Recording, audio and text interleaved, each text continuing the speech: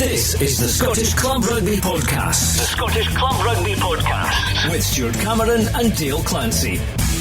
Hello and welcome to the 5th edition of the Scottish Club Rugby Podcast, and from the 50 clubs who started out 4 weeks ago, only 5 remain with a 100% record with bonus point wins. Well, I'm Stuart Cameron, Dale Clancy with me once again to cast our eyes over what happened last Saturday and take a look at what we think will happen this weekend. So let's start with the Premiership and the results from last weekend. First of all, Currie 46, Heriots Blues 5, and they were 41-5 up at the break, and they've scored 46 points twice now, 47 points once and 54 in the other. Very, very impressive. And of course that was Heriots' first defeat. Yeah, I think we spoke about it last week in terms of, one constant in the Premiership, and the constant has been that Currie have been in formidable form. They've been really, really impressive, scoring a lot of points.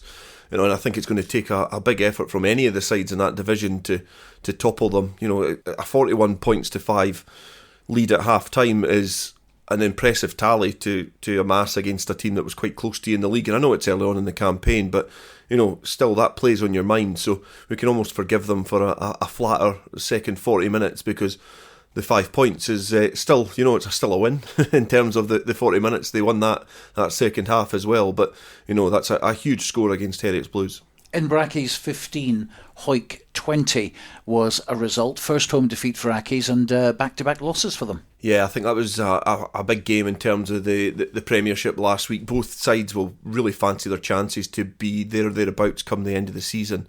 Come that playoff final, certainly the semis, but certainly the final as well. They'll both fancy their chances. And Hawick's reaction off the back of their Mar defeat has been impressive. A huge win against Kelso in a difficult border derby at home, and then to go to Rayburn Place and to pick up a win against a really difficult opponent in Inbrackie's on the road is it's a good reaction. That's exactly what Matty Douglas would have looked for. But again, Inbrackie's are showing that they can, they're a difficult opponent. They've just almost been that team over the last few seasons that are kind of, always the bridesmaid, never the bride.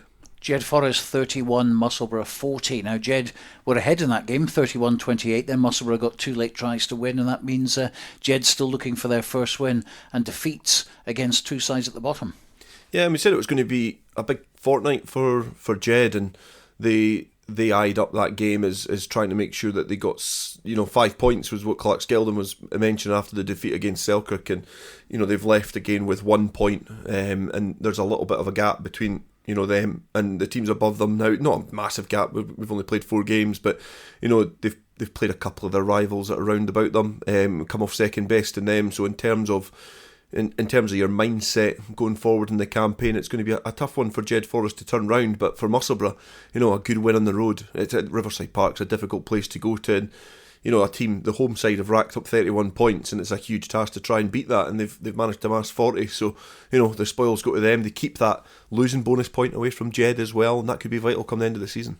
Kelso 29, Glasgow Hawks 14. Kelso rebounding after that big Hawick loss, and a third defeat for Hawks. Yeah, I think Hawks have, they've played in waves and fits, running Mar close. Obviously, they put in a good performance against Hawick in periods in the opening game of the season.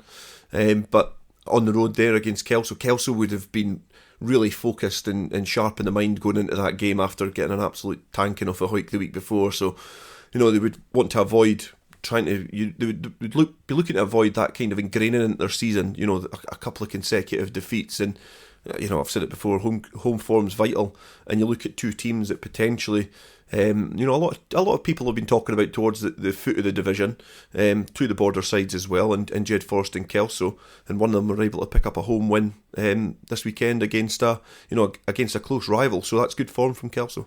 And the other match was Mar 38, Selkirk 24. Selkirk being a bogey team for Mar, but no problem this time out. Yeah, absolutely no bogeys for Mar this time. It's a good performance again. Selkirk have shown, I think, you look at that result, and it's shown what Selkirk are like this season. They can score points, but they're going to concede. They're similar to Jed. I just think they've probably got a little bit more about them. But Mar, again, they're just, they've been able to, slightly under the radar, they've been able to sneak up into second position in the table because they've started a little bit flat, a little bit indifferent, but they've got a really strong squad, a lot of new recruits as well, at Fullerton Park. So they're going about their business quite well and getting a bit of momentum. Let's have a look at the table then. The Premiership, after 4 matches, Currie at the top with 20 points, second Mar with 16, then it's Hawick moving up to third now with 13, just ahead of Herrick's Blues, who dropped from second to fourth, still on 13 points themselves, but have only won twice and drawn once against Kelso. Enbracky's in 5th place on 12 points, Kelso in 6th on 10, then it's Musselburgh in 7th with 9, Glasgow Hawks have 6, Selkirk also have 6, and Jed Forest at the bottom with 2 points. So what about this week? We will start with Glasgow Hawks against Enbracky's. Let's hear from Hawks head coach Andy Hill. Yeah, our performance against Kelso last week was extremely disappointing. Felt as if we didn't really turn up. There was a lot of changes to the squad in terms of 7 new bodies in the starting 15, and then that kind of led into the warm-up whereby Stephen Leckie got injured and had to be withdrawn from the game, which meant only 19 subs. James Pinkerton, who'd have probably taken over as vice-captain, then missed virtually all the warm-up, having to get shoulder treatment. So it was almost a bit of a perfect storm, and a lot of the guys kind of come out shell-shocked.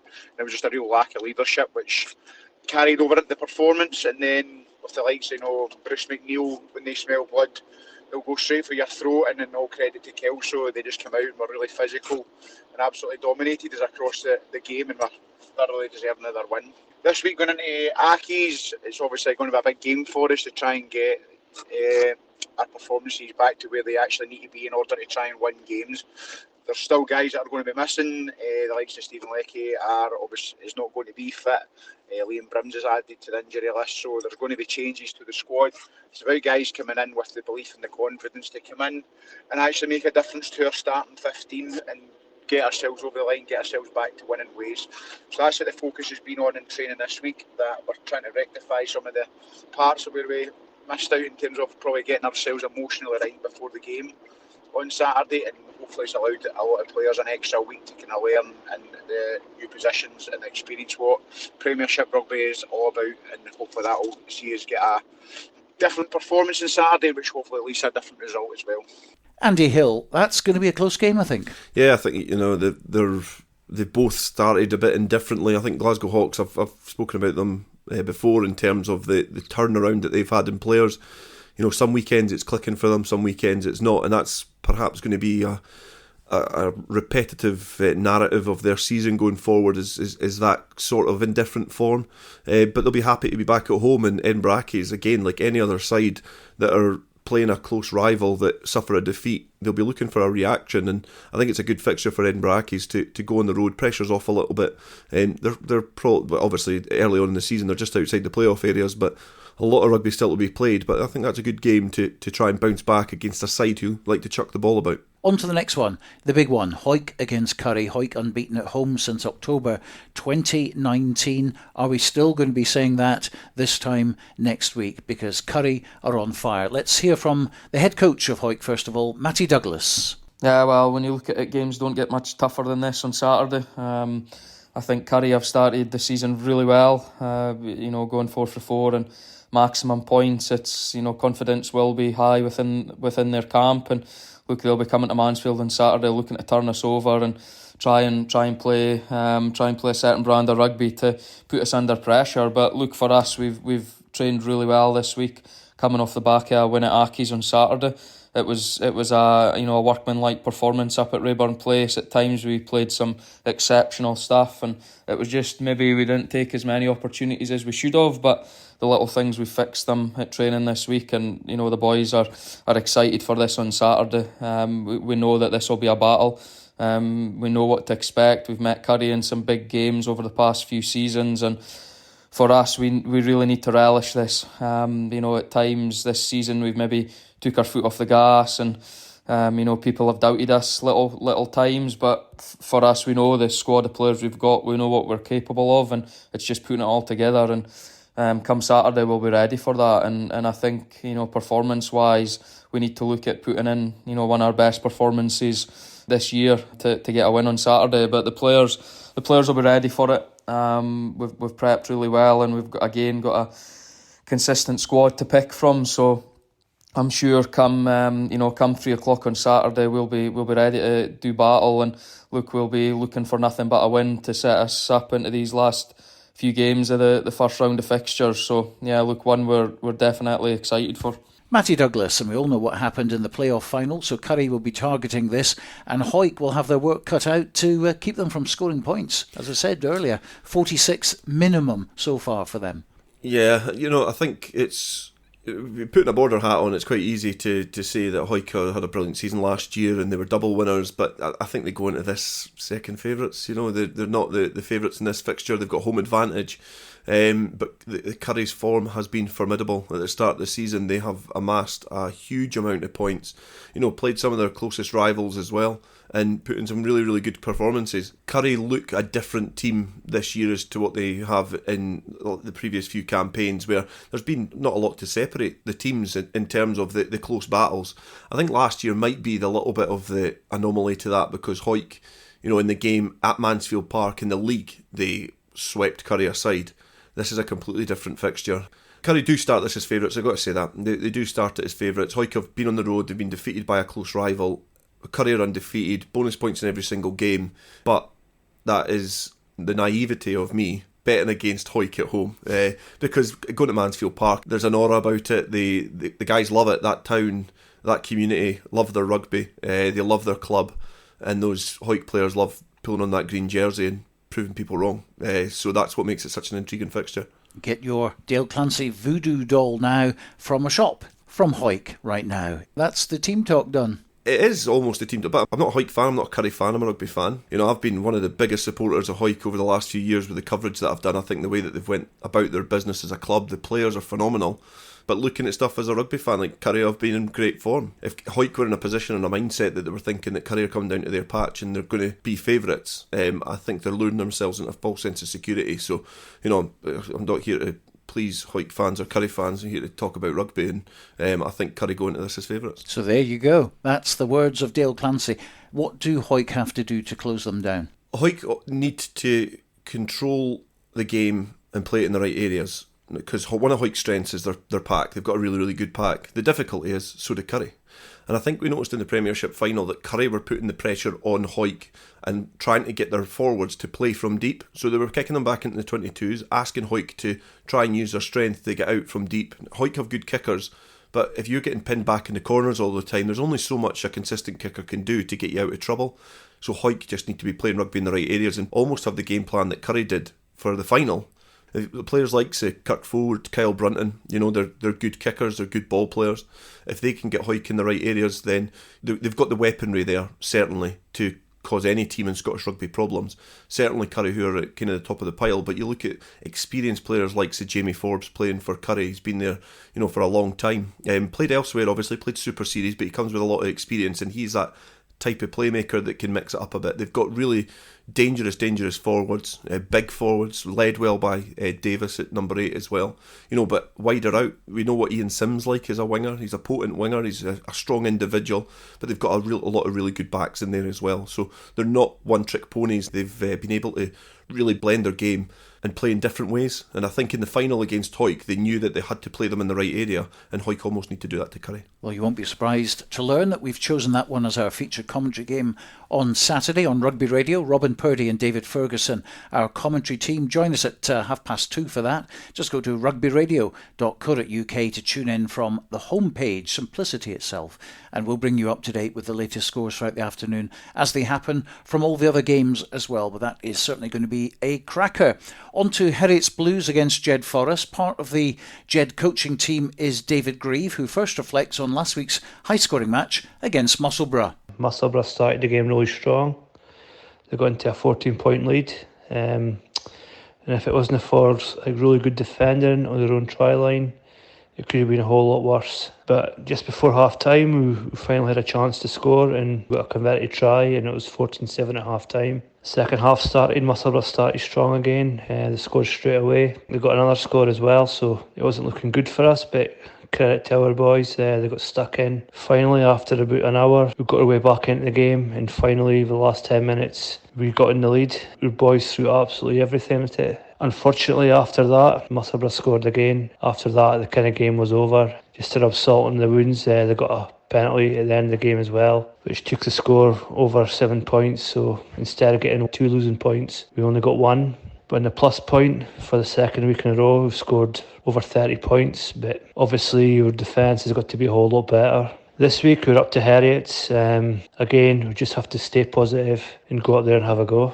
David Grieve. Now, Jed won last season at Golden Acre. Can they do it again? I would tough to say no. I don't think that Jed can go up there and win. I think that looking at it though, it is a fixture that perhaps might suit Jed because it will be quite expansive and open. Heriots are a good rugby side, although traditionally they've always got a big attritional pack. They're robust.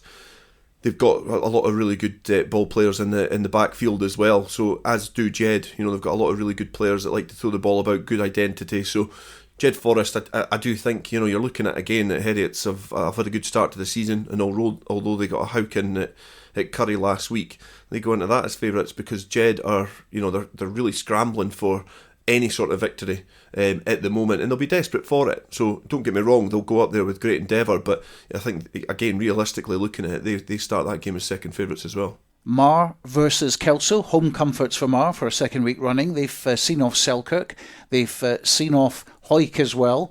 Here's what Mar head coach Kenny Diffenthal has to say.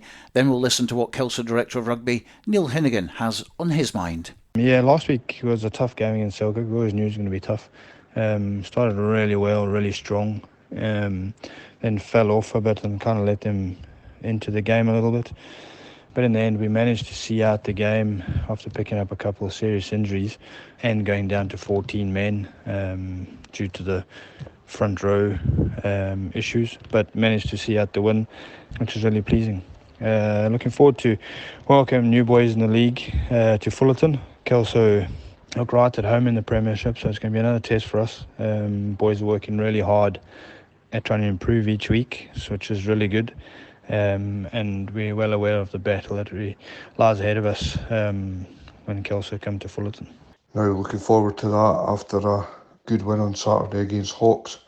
It's a much improved performance for us, and obviously some of the work we've been doing in defence paid off last week, and it was around 65 minutes in the game till we conceded any points, and we're going to need a lot of that for Saturday up at Fullerton, as the home side like to put on a lot of points up there, so we've got to be wary of that. They obviously took Hawick apart a few weeks ago, and then Hawick obviously gave us a hard time, so all the warning signs are there that this could be a hard day, but our players are now a lot more focused on game by game and looking to give a good account of themselves in every match. It'd be great to get something out of the game. It'd be fantastic to get a win. Obviously, it would be a real shot in the arm, but first and foremost, we've got to get a performance. We've got to get a lot of the detail right. Start with defence, set piece, and obviously putting phases together to put pressure on Mar, because their home form is phenomenal, and it'll take a big shift from the boys, but it's one they're looking forward to. On team selection, Grant Shields misses out this week. He's at a wedding, so Angus McGregor gets his first start.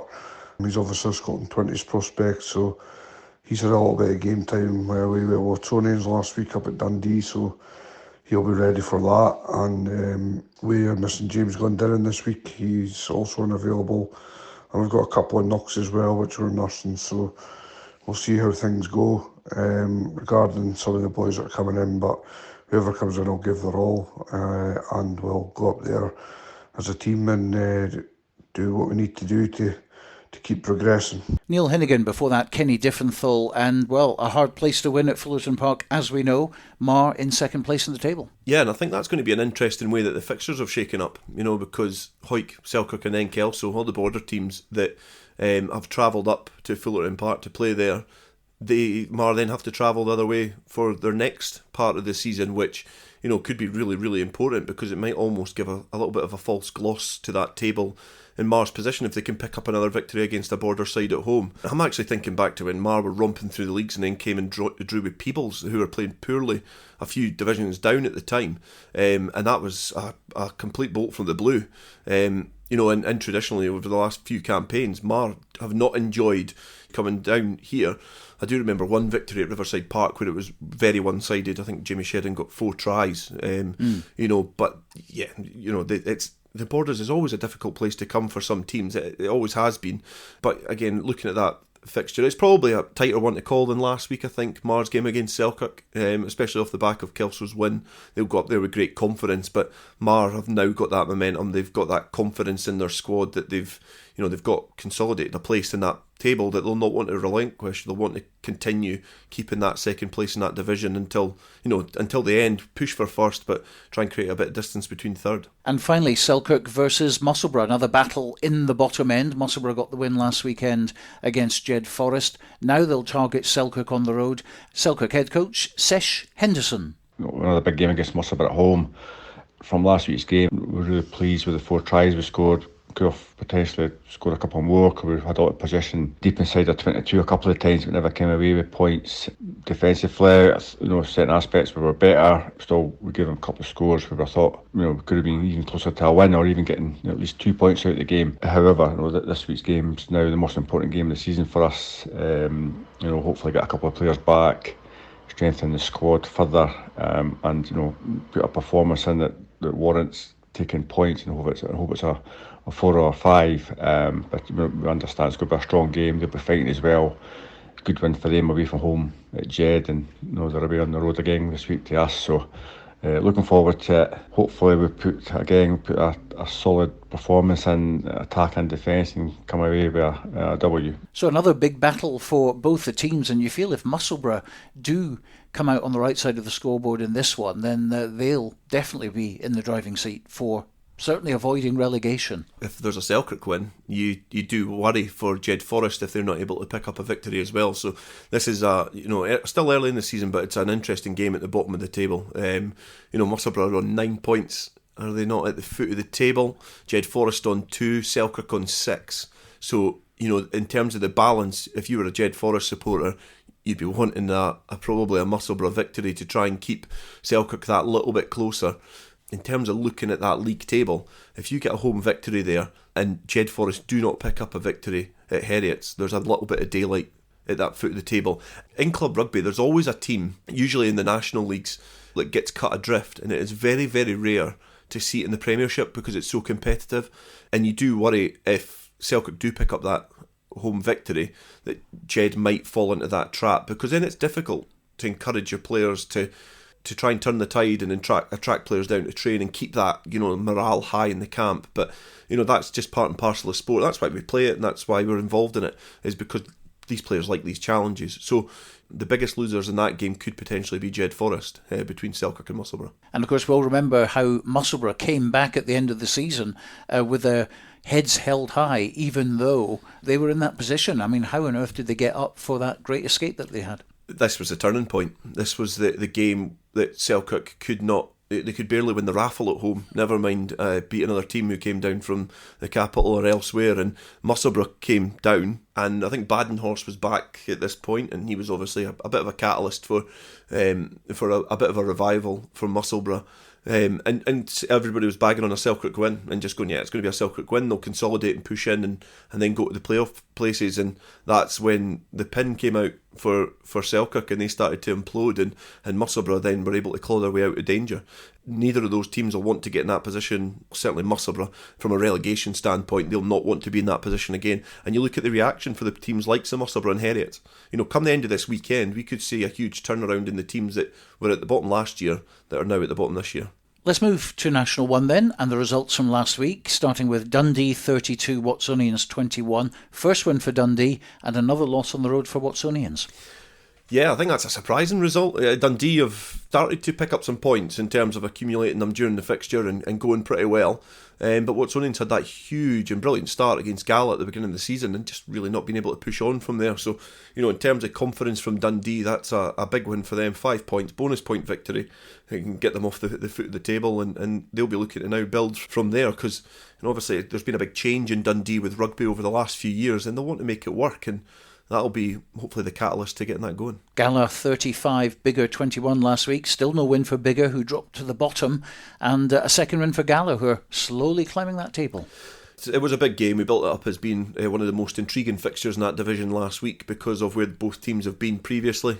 Gala and Biggar have been slogging it out in the kind of top 4 positions of that division for the last few years. Obviously Biggar, we could be talking about a completely different fixture because they were almost promoted during the COVID times, now find themselves at the foot of the table and are finding things difficult but almost getting there, almost a victory over Ayr, but they let it slip through their fingers, and then after that kind of went on a downward spiral. And that's what sometimes happens to teams. You might have just got yourself up for a big occasion against Ayr, but then after that it's when that habit seeps in, and it almost looks like just now, and again 4 games in, but it looks like that habit might be starting to seep in for Biggar. Glasgow Accies 33, GHA 20, and since Accies shipped 62 points at home to Ayr on the first day of the season, they're now up to 4th place with 2 home wins.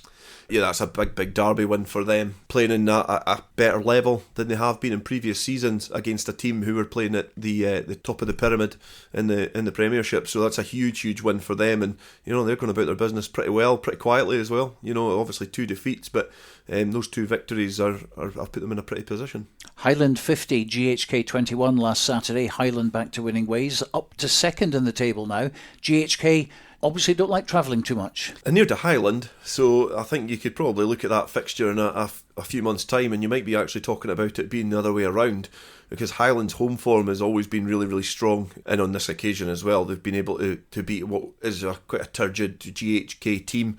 They're always really physical up front, but Highland have been able to amass a big amount of points, and 50 points on any side's a huge victory in any means. But Highland, just if they're able to replicate that form on the road, would find more consistency and probably be putting a little bit more pressure on teams round about them, because I wouldn't be surprised if their away form ended up at the end of the season saw them in about mid-table, 4th, 5th, 6th position, because their home form's really good, but they just can't complement that with the away form. The biggest match of the day last week in National 1, Melrose 13, Ayr 35. Comprehensive win for Ayr. Very below par Melrose, it has to be said. Surprising, particularly after winning 36-0 at Biggar the week before, and of course putting 68 points on GHK the week before that. Yeah, and I think your question to me was, can we look anything into the Biggar result? My answer was no, and I think that's exactly why. It's a completely different fixture. And you look at the points tally as well. Like, I watched the highlights back. Like, Melrose did almost look second best at most things, and they're a different team. I even think of like the introduction of players like Joe Stafford. He's came into the side, used to play hooker, playing in the second row, and he's a really good rugby player. Experienced. He was in the kind of professional fringes for a while when he was younger, representing Scotland at age grade, and kind of has not really been in the spotlight of rugby for a while. Comes back to Ayr, but still has that experience, that leadership quality that these big sides, Ayr, they crave, and they attract those players back. So Joe Stafford's doing he's been a great acquisition for Ayr, and that's another big stamp on their path going back towards the Premiership if they're able to keep up this consistent play. So the National 1 table is Ayr at the top with 4 wins out of 4, the full 20 points, bonus points to boot. Highland in second with 15. Then it's GHA in third place with 12. Glasgow Accies just below them in fourth place on the same 12. And then we've got another couple of teams on 11, pretty close. Melrose in fifth. Gala in 6th, both of them winning 2 of their 4 games so far. And then we've got a couple on 10. Watsonians in 7th, GHK in 8th. And then down at the bottom, Dundee off the bottom into 9th position, and Biggar dropping to 10th place still without a win. So that's how it looks going into this weekend. Friday night there's a game between GHK and Glasgow Accies, just 2 points separating them, but GHK 8th and Accies in 4th, both winning 2 matches. And then on Saturday the table toppers Ayr against Watsonians, and here's Ayr head coach Grant Anderson. Obviously really pleasing win on Saturday. I was really looking for to see more than just 1 or 2 players from our team, but just see a real team performance from 1 to 20, including the boys that come on for the bench, and that's probably the first time this season that we've had that. I've spoken to you during earlier sound bites about elements of our game working and elements of our game not. I feel Saturday was the first time that we'll put our attacking system and our defensive system together. I was really pleased with the defence. Our defensive sets were fantastic, and the type of system that we're trying to implement, which has been new to Ayr this year, it really fired, and then caused Melrose some problems, which then halted their attack, which has been a potent weapon for them so far this season. So that was a major focus for us coming down here on Saturday. It worked in parts against Accies and then not so much at all against Biggar. And then Dundee, we stuttered a wee bit with it, and some positional changes led to really us being able to execute that almost perfectly on Saturday. I was, if I'm honest, a little disappointed that we ended up conceding 2 tries, but the second one, I think the game was maybe gone by that point, and the first one was a little frustrating. I had a really interesting conversation with the referee after the game. I think we actually conceded 23 penalties, many of those in the first half, so he had been given guidance about being very, very strict on both sides, as it was going to be a competitive fixture, but he actually came to me after the game and apologised for some of his earlier decision makings, which was interesting. However, it allowed us to kind of learn on the go, and we've learned things from that actually, from his refereeing style. Whether it was right or wrong in the first half, we've learned what to do in these situations and how we can kind of counteract those decisions and stay in control. So again, another vital learning experience for us as we move forward. That's the first block of games for us done. The way we approach our kind of goal setting and our process targets week to week. So now we're looking at another block of 4. We've got Watsonians coming to visit on Saturday. Weather starting to change, so I'm expecting a wee bit of style of play to change a little, perhaps from Watsonians. They obviously lost at the weekend, so they'll be keen to kind of rectify that. So we'll do our homework on them, make sure we know what areas to pinpoint and target. I've already had a little look myself. Last night was a really positive session for us. It was obviously a positive review. However, I think if you were to ask some of my players, I actually focused more on the negatives rather than the positives for us last night, because nobody's handing out handshakes and pats on the back after your 4th game of the season. So it's about learning for us, continuing to push our standards forward, keep being successful where we can, and then build momentum. Got 1 or 2 guys coming back from injury as well, so our bench will change a little, and I might make 1 or 2 changes as we go as well, just to give guys opportunities. Training went well last night, lots of people putting their hands up as well, so yeah, really positive, and probably just really delighted to come away from the green yard with 5 points, scoring 4 tries and achieving some of our kind of process targets. Really good for us as well as a young squad. Many of the boys, some of them hadn't played down there before, and on top of that, some of them hadn't won down there before. So to go down there and get a hard-earned victory against a team like Melrose and execute our defensive system, we were really, really pleased with that.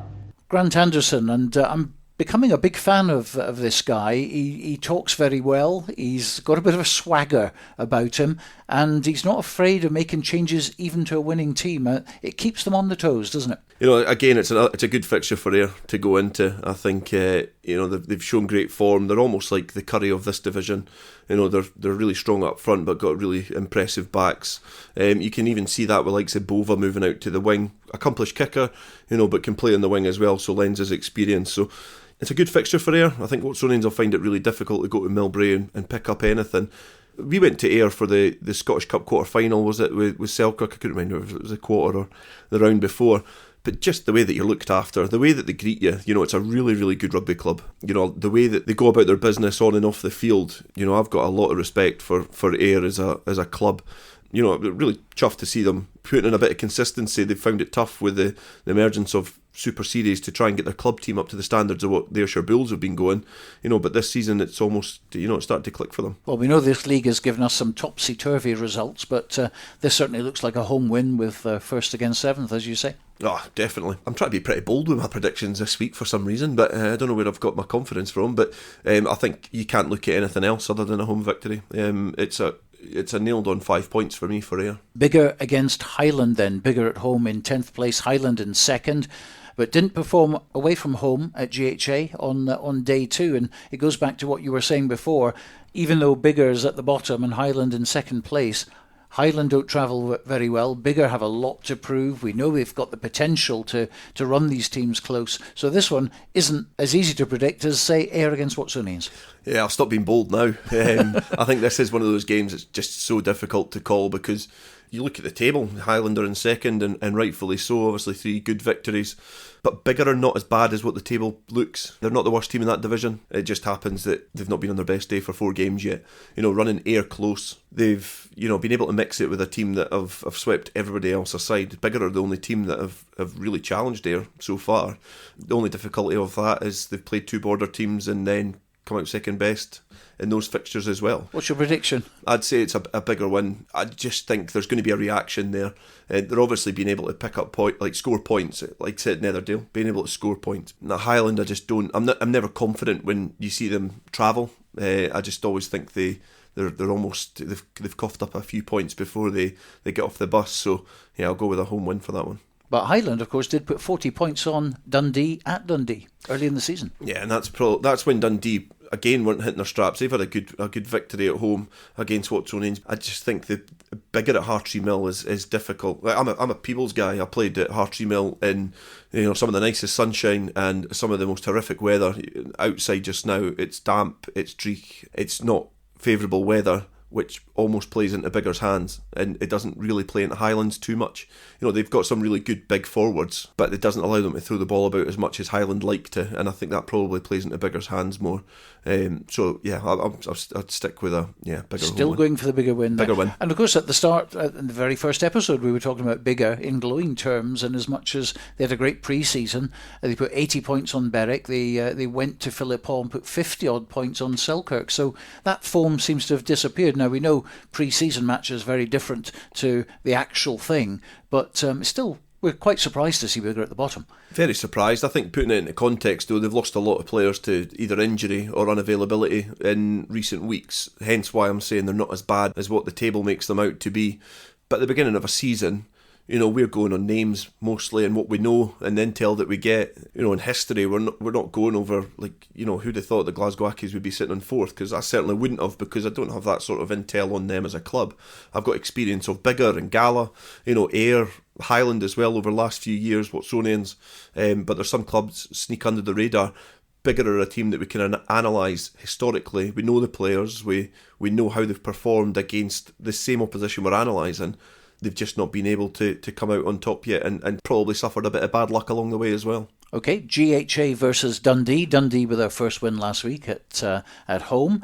Always tough at Braidholme. Yeah, Braidholme is a difficult place to go. GHA, will be smarting after their defeat last week as well. They'll be wanting to try and make amends and get back to things. So I think it's probably another home win, but Dundee will be completely full of confidence after picking up a victory against Watsonians, because I think it's almost a kind of break from tradition, because usually the Premiership a team doesn't get cut adrift, but in National 1 or 2 they do. I think we could see a topsy-turvy league this year in terms of it might be a little bit tighter in the bottom than it is at the top. And so we come to Melrose versus Gala. Local derby. Melrose disappointing last week. Gala with 2 wins now. And they'll remember their last visit to the Green Yards as well, when they shipped 60 plus points last season.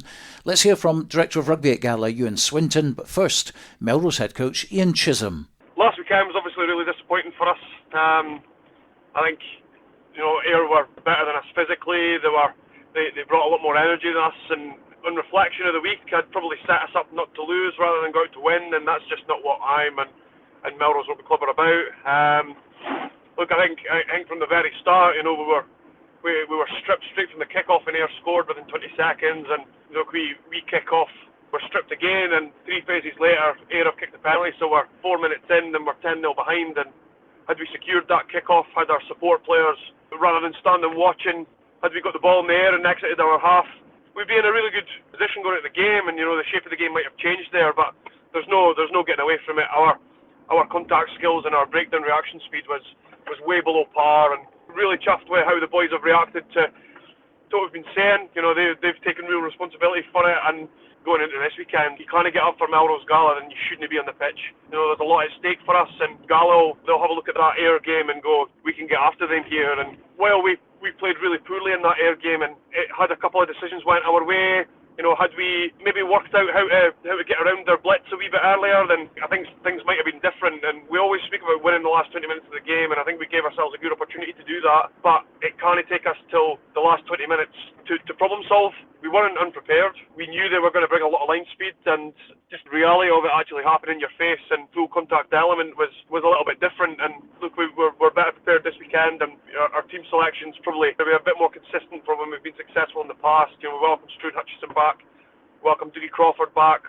the real positives from the weekend were Lachlan Gaddy and Kieran Clark. Thought they really stepped up in that last 20 when we really needed someone to go, you know what, this is what we're doing. Give me the ball, I'm going to go. And we want to move the ball. From the weekend, we only tipped once.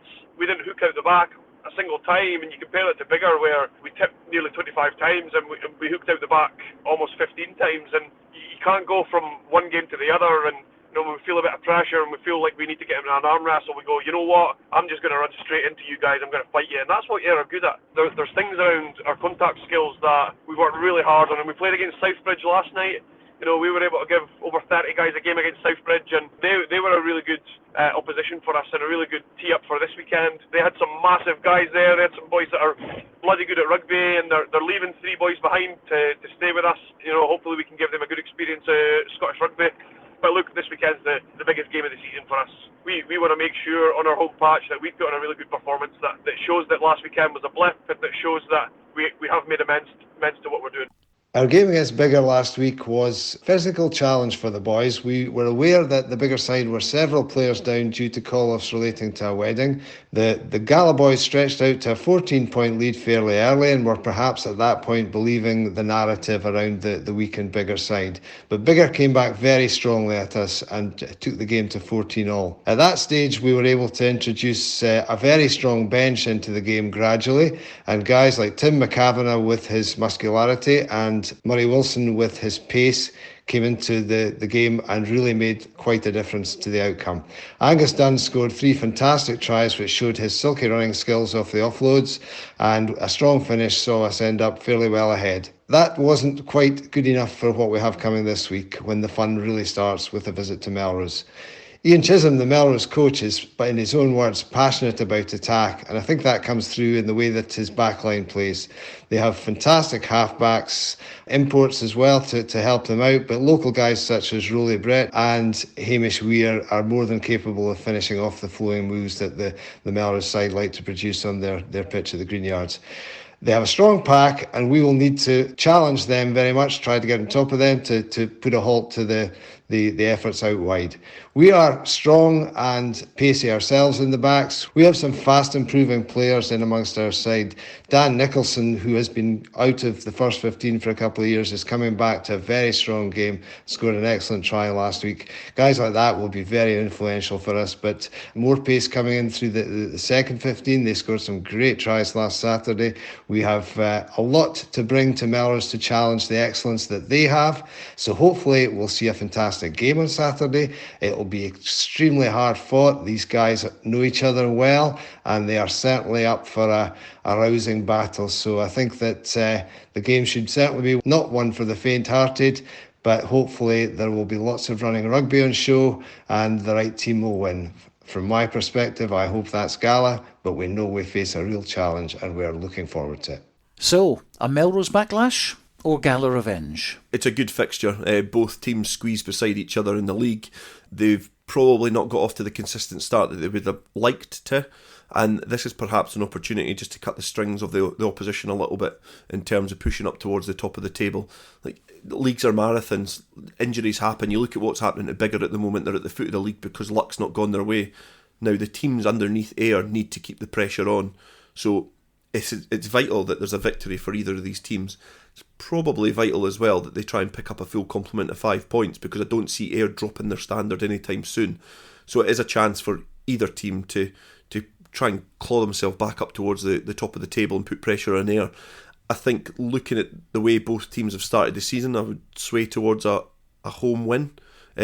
But Gala have started to grow week on week, a little bit more consistent, and I think in that young squad, with that coaching setup that they've got, with a nice blend of local players who have been there for a while, but also you and Robbie coming in, you might start to see a little bit of change of style and focus from Gala. So it's probably the most difficult game to call in that division. Interesting as well, because they had Hamish Weir on the bench on Saturday, but when he did come on, obviously he scored that wonderful try at the end. But for me, the best Melrose player on the park, along with Lachlan Gaddy, who I was very impressed with, number 8, winning all the lineouts. The thing is with Melrose is they've got a lot of talented players in that squad, and they're looking to bring that back because that's what Melrose are as a club.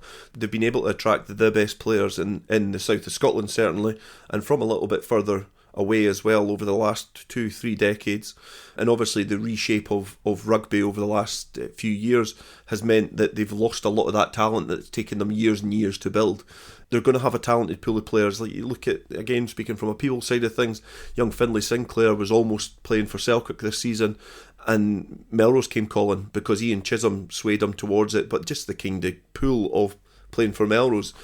No doubt in my mind that if I was approached to play for Melrose when I was younger, I would have went. I would go and play for them just because of the way that the standards that they hold themselves at. Fortunately for them, I was never ever good enough because of the standards I hold of myself. But I think that's the pool that they've got. So when players like Hamish Weir play on the bench, it's because there's a lot of competition there, and it's because of the standards that they set. But they're able to attract really, really impressive players to that club, and yeah, that means that this weekend he gets his start, and you want to try and keep that jersey, because you think of all the players that we've seen from Melrose over the last few years. Not a lot of. You think Fraser Thompson, he was always nailed on 15. Dodsey, he was always nailed on 8. John Dalziel when he was there. Even Scott McCormick, scrum half. All these players that you think of, Runciman, you could keep going. Some of them were nailed on, but they always had competition underneath them. And when they left, there was always a replacement.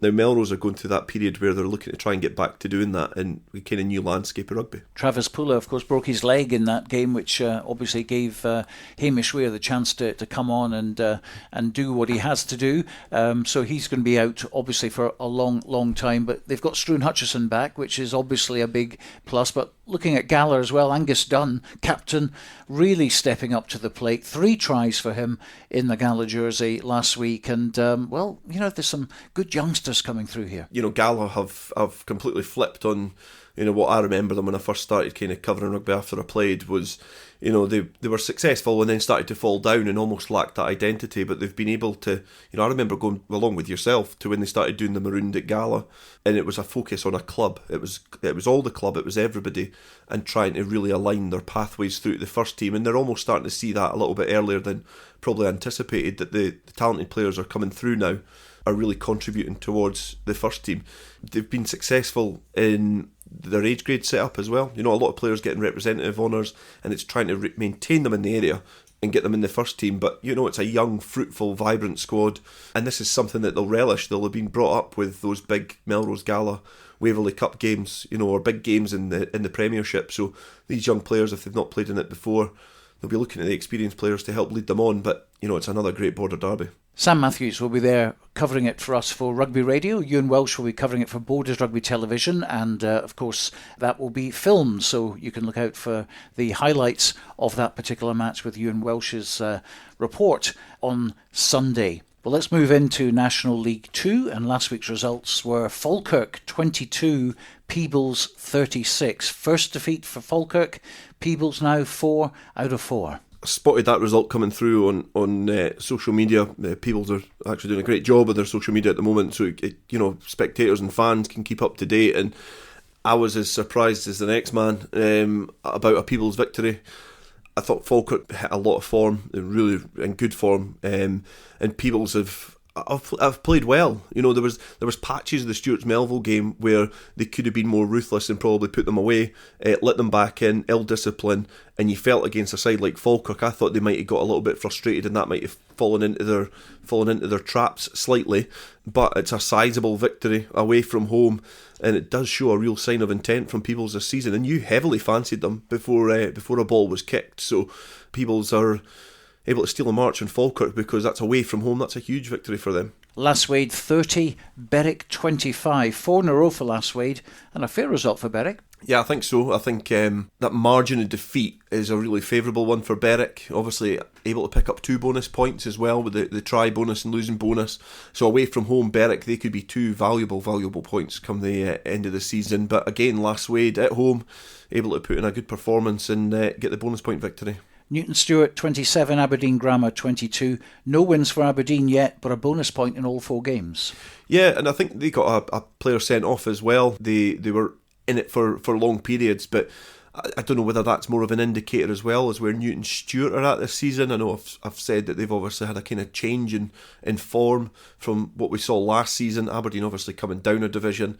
It was a tight game, but again, following Newton Stewart on social media, it was good to be kept up with the events in that game. But Newton Stewart will be happy that they got the narrow victory. Stuart Melville 45, Kirkcaldy 47, 92 points in that game. The basement battle, you will not want to miss Alex Haggart's soundbite coming up very, very shortly about that. Absolute pure genius, I think, in his description. But let's talk about that match. Stu Mel 45, Kirkcaldy 47. Stu Mel, here's the rub, with 35-5 up. Yeah, I think that is the sign of a team that are, are low in confidence, a bit inexperienced, and are not able to see a game out. It'll be interesting to hear what Alex Haggart says, in his assessment of that game.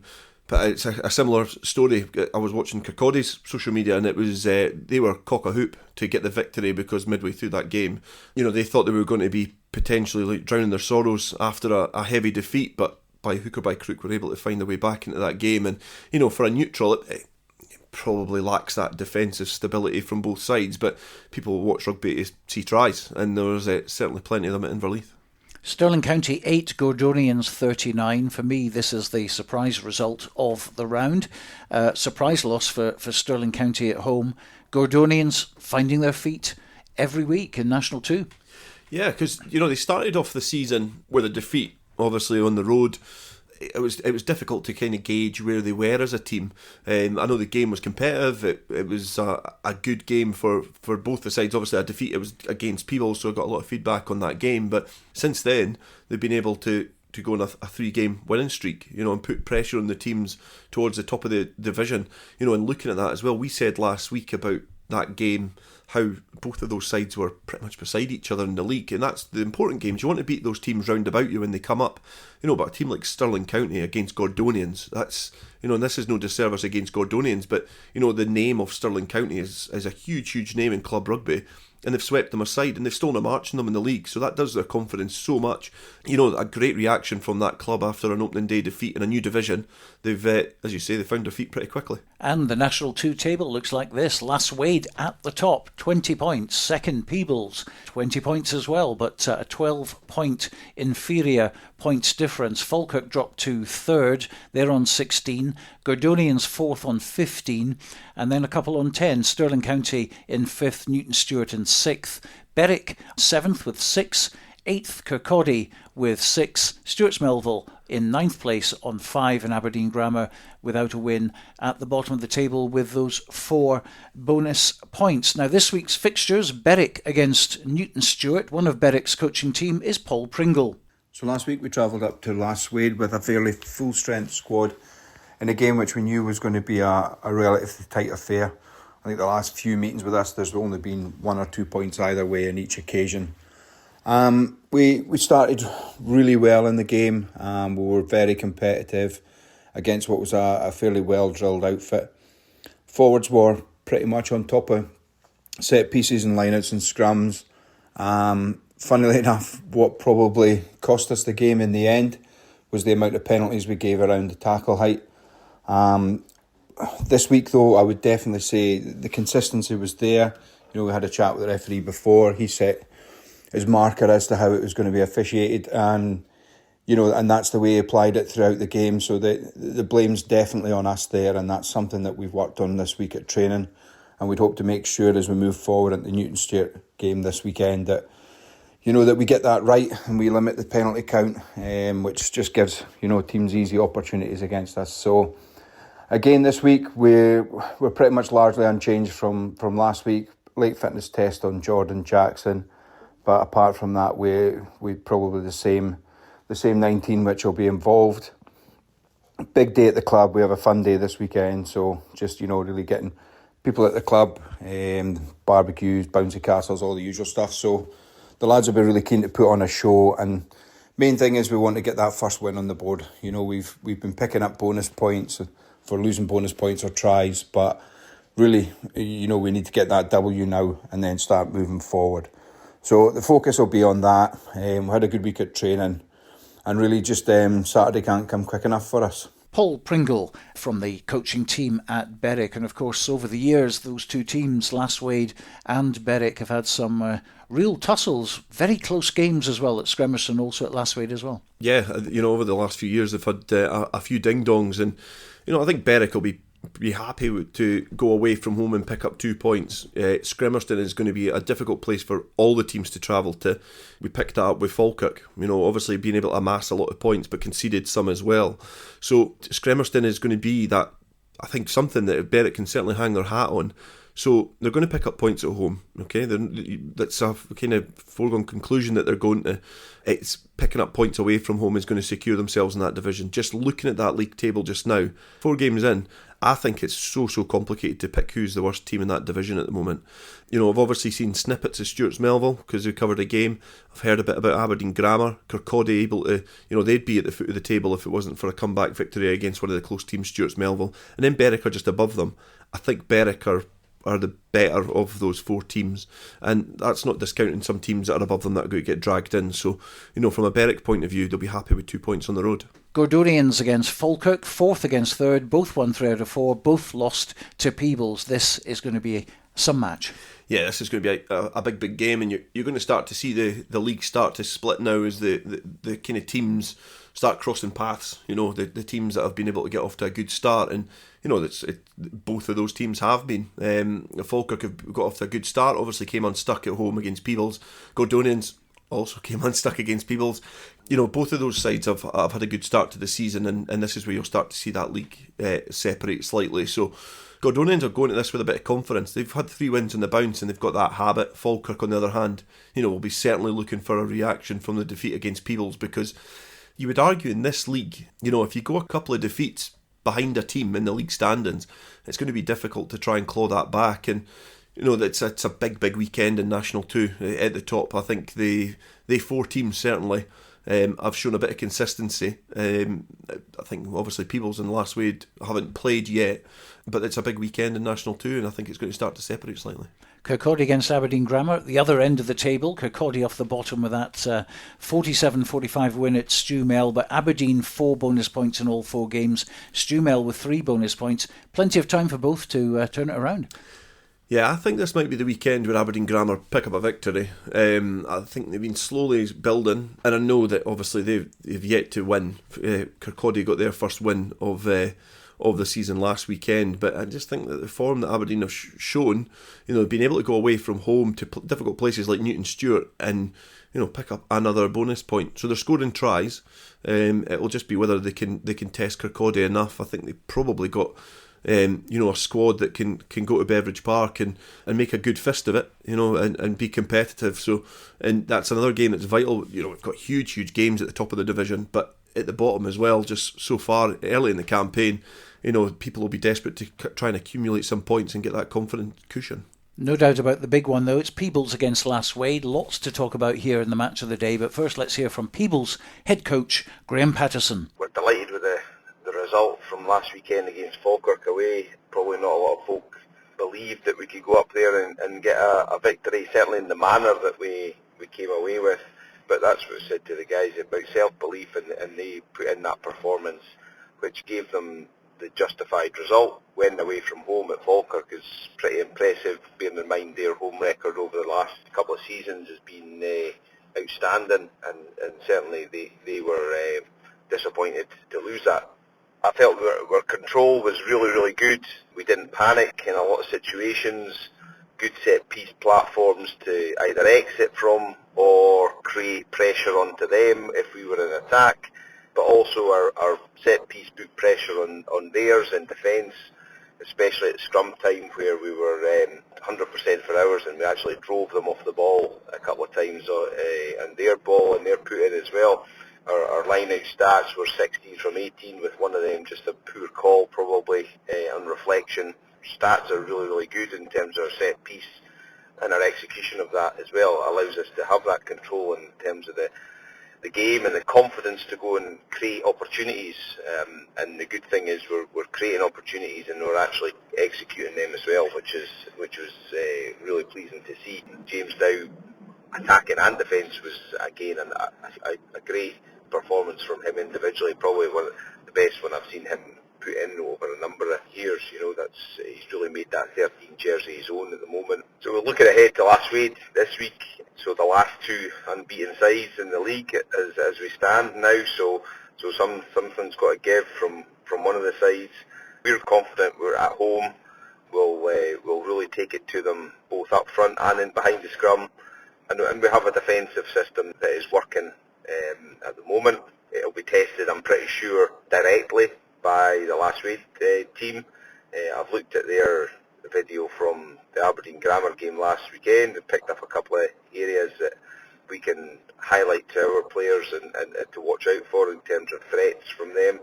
But we're looking really towards our own performance and putting that in, week out, and that's the benchmark for us. And if we can improve incrementally, moving towards that break at the 16 mark after the Newton-Stewart game, then we're looking towards achieving our targets for those initial targets set. In terms of the playing squad, we're pretty healthy, not any major injury concerns from the weekend.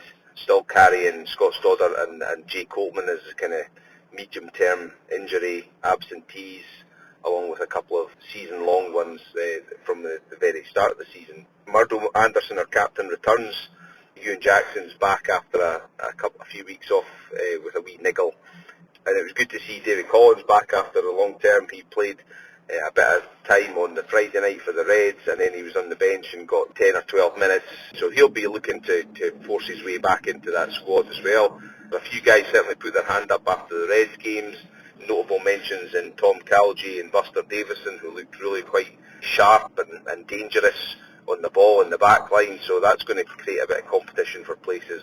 So all in all, a really positive buzz around the club at the moment with regards to results and performance. Numbers are good at training, so we're getting that competition element there as well, which is ideal for the coaches, and having that good problem that we know we're having to really think about selection. This year I've been fortunate that it has been a fairly settled side with maybe only one or two kind of changes week to week, which really does breed, a consistent performance and relationships amongst the players, and that's why we feel we're improving, given those consistent results, which thankfully are consistent in the positive sense of the word, and we'll look forward to maintaining that on Saturday. Graham Patterson, so 4 out of 4, both unbeaten. Peebles have beaten Falkirk in 3rd, Gordonians 4th, Stirling 5th and Stewmel 9th. Lasswade have taken the scalps of Newton-Stewart in 6th, Berwick 7th, Kirkcaldy 8th and Aberdeen Grammar 10th. So this is Lasswade's chance to really step up and take out a team from the top half of the table. Yeah, I think, obviously looking at that, the teams that Lasswade have played are towards the foot. Peebles have been able to play two sides and inflict their only defeat on them so far, like Falkirk and Gordonians. I did think last week that Falkirk's game was potentially going to be a marker for them to put down a real sign of intent in this division. But Peebles got the victory, which means that, they steal a march on Falkirk. They've got to go back to the Gates and play. And Peebles now have an opportunity to try and build on that and get a victory against Lasswade. It will be a real test, especially for Lasswade away from home. The Gates is a big pitch. Lasswade isn't. It's quite a narrow pitch, so Peebles will be looking to try and play that expansive, high-tempo rugby against Lasswade. But, they'll be well versed as well. Peter Wright, ex-coach at Peebles, I've said it before, he will bring that structure. I've spoken to a couple of the players from Peebles over the last few weeks as well, and they know when they play Lasswade, it is that structure that Peter Wright will bring. But Graham Patterson also brings that, but he's got nice fresh ideas. He's quite proactive in terms of nurturing young players. Obviously, he spent a lot of time as a Colts coach, knows how to improve and develop players, and he looks to be really getting a good tune out of this Peebles side. So it's going to be a brilliant clash at the Gates, and one of the teams that their undefeated start to the season will definitely go this weekend. And the other game in the Division 2, Stuart's Melville at home to Stirling County. We're going to hear the thoughts of both head coaches for this one, starting with Stewmel's Alex Haggart and then Craig Deakins, who's in charge of Stirling County this season. Saturday against Kirkcaldy was probably the sort of darkest I think I know I've ever felt after rugby, and I know it's certainly a few of the boys. We were 35 points to 5 up after about 25 minutes. I'm sure Kirkcaldy won't mind me saying it, and I'll give them credit shortly, but we were battering them. But we were probably had the chance to deal one final blow. Like, they kind of looked like they were finished. We had a chance to deal one final blow, and it was almost as if instead of doing that, we were really nice, picked them up, gave them a hug, took them to A&E, bandaged them up, gave them some morphine, filled them with adrenaline, and told them what our biggest weakness was, and then let them punch us and batter us back. You know, if you're wanting to win rugby games, if you're wanting to win battles, like, you can't really be doing that. You can't really be picking enemies up. You can't be picking oppositions up and making them feel good about themselves and stuff. You've just got to be pretty ruthless and keep the foot on the throat. I think the key reason, sort of summed it all up this week, is that in the first 25 minutes, like, our ruthless edge was spot on. You know, we'd score a try, they'd kick off, we'd pump it long, they would make a mistake inside their own half, we'd turn over the ball, we'd score. And that pattern, you know, was 4 or 5 tries worth of a pattern. And then they did that to us. I think, you know, they probably weren't as ruthless in attack, but they ground us down physically. You know, their scrum was unbelievably strong, and it's definitely their biggest weapon. They kicked off to us, we didn't really exit, or we made an error trying to be too clever. Scrum them, advantage them. You know, a couple of times even, like, referees stopped the game for injuries, which is absolutely fair enough. And, you know, it goes to scrum, advantage them. We ended up taking a bit of a pasting in that area. They really worked it. They knew what their strength was and they used it really effectively, got themselves up the pitch, used their strength again, you know, and scored tries. We actually managed to claw our way back into the game. We dug ourselves out a hole. We got a really good try back by Ali Scott, and we were leading with, I think, like 5 minutes to go maybe. And then same thing happened. Stupid error, Kirkcaldy scrum, penalty, Kirkcaldy scrum, penalty try. And that's it, game over. It was just tough. And I think, you know, we showed some good rugby, but we also showed probably a pretty soft underbelly. We showed a lack of resilience, and we ultimately showed that there's a lot of work to be done. And we're at the bottom of a mountain looking up at the moment. And the beauty of being at the bottom of a mountain is the only way you can go is up. You know, we need to try performance-wise to do that. We need to be a team that never goes away, and we need to be super hard-working. And we spoke about it as a group, but the players kind of need to be quite accountable for what happened on the pitch on Saturday, and I think that's something that they've recognised, and they've certainly used that as fuel for the fire. But yeah, Saturday was incredibly disappointing. Moving forward into this week, playing Stirling County, played them twice last year, had quite a tight game at Bridge Hall, had a next to nothing game really at Inverleith in February. You know, it'll be a tough test, but they've had a mixed set of results. You know, they've had a couple of losses, couple of wins. You know, there probably is still an element of doubt in their squad. It's not like a fully firing squad coming to us. You know, we've got an opportunity really to try and make amends for the week that's just been. And to be brutally honest, like, we've not really focused too much on them. We're just looking at ourselves, and you know, we spoke quite a lot, and the senior players have been really good about sorting out our mindset, and they've identified that they want to be hard-working. We've done quite a lot of work on that in terms of what that means, what that looks like, and how they can shape themselves going forward as hard-working as a team. That's the plan for this week, just be incredibly hard-working in everything that we do. If we blow up at 70 minutes, we blow up. If we keep going for 80, we keep going for 80. But hard-working is going to be the definitive factor for our game this weekend, and you know, I think so long as the boys show that reaction, it's really important. And from there, we can maybe move forward and start climbing up that mountain. So really disappointed with the result on Saturday against Gordonians, but I was probably more disappointed with the actual team's overall performance and also individual performances, after which was a really good positive start for us. We got the opening try within 2 or 3 minutes, which was maybe actually the worst thing that could have happened to us, because our players just all switched off collectively. We knew what Gordonians were going to bring to the table. We knew it was going to be a tough game, and they were relentless and they didn't stop for the whole game. We conceded 19 penalties in total for the whole game, and we didn't manage to secure any of our own line-out ball, which was just really disappointing, and it's not something that we're prepared for. You know, we can look and use the excuses that, you know, our injury list is massive now, like all our leaders are missing, but for me that's just an excuse. It's also an opportunity for these players to actually step up to the mark and actually take a claim for the jersey. Gordonians, are expected, were a very good, well-drilled team. Archie Faulkner led by example for the whole game, and he was a standout performance for me. We've had a really good week at training so far, and I think we're hoping we've got quite a few players back from injury. Personally, I'm looking for a reaction from the squad. You know, there's a lot of guys that will actually be still hurt from the weekend, and you know, we are looking for a reaction. Going to Stuart's Melville, we know we've played them last season, we know what they're about, especially going through and playing them in their home pitch. You know, they're looking for the first big win of the season as well, and we're going to make sure that it's not going to be us this weekend. Also, I'd just like a quick mention out to our second 15. They're based in the Intercity Reserves League. which for me is probably one of the most competitive second 15 leagues there is in Scottish rugby at the moment. I think there's 6 Premiership clubs based in that table as well. So on the weekend they were playing Musselburgh at Stirling County, and they picked up a really good win.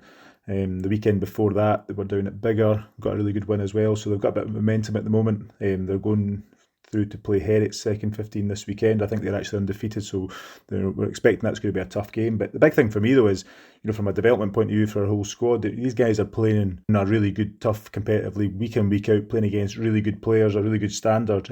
Long term, we're going to be in a really good place for that with these players. And also the big spin-off for me is the fact that these guys, I know I can pull on these players week in, week out when we're picking up injuries to come up and play in our first 15. Craig Deakins, the head coach of Stirling County, and before that the head coach of Stuart Melville, Alex Haggart, and that has to be the soundbite of the week, I think, the way he described that. Yeah, that was a great analogy, and it paints the picture of what he felt as a coach and what he's been trying to tell his team as well, because to be able to get your team, who haven't been playing well by the way, to get your team into a position where you've got a really handsome lead, to then let it slip away like that is frustrating for everybody. It's the players and the coaching staff, the supporters as well. But there's positives in what he said there. The fact that they were doing so much so well, they've supported the other team to get them into a position. Like their errors and their approach to the game has allowed the opposition to come back into it. They've not been ruthless enough.